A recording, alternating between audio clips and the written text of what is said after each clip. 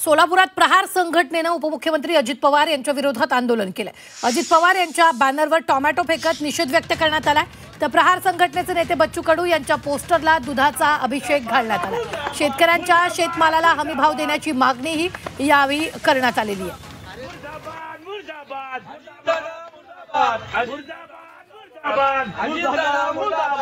प्रहार जनशक्ती पक्ष शेतकरी संघटनेच्या वतीने आदरणीय आपले महाराष्ट्राचे उपमुख्यमंत्री अजितदादा यांनी म्हटलेलं आहे की शेतकरी नेहमी फुकट मागतो, शेतकऱ्यांना कर्जमाफी कशाला पाहिजे। एकतर म्हणतात तुम्ही शेतकऱ्यांचं सर्व कर्ज माफ करणार, शेतकऱ्यांचा सातबारा कोरा करणार, हा आमच्या आदरणीय बच्चूभाऊंच्या आंदोलनानंतर तुम्ही शब्द दिला आणि त्याच्यानंतर सुद्धा तुम्ही शेतकरी फुकट मागतो, शेतकरी अहो तुम्ही जर शेतकऱ्याच्या शेतीमालाला जर हमी भाव दिला तर मी तुम्हाला 100% सांगतो शेतकरी तुम्हाला कर्ज दिल्याशिवाय राहणार नाही।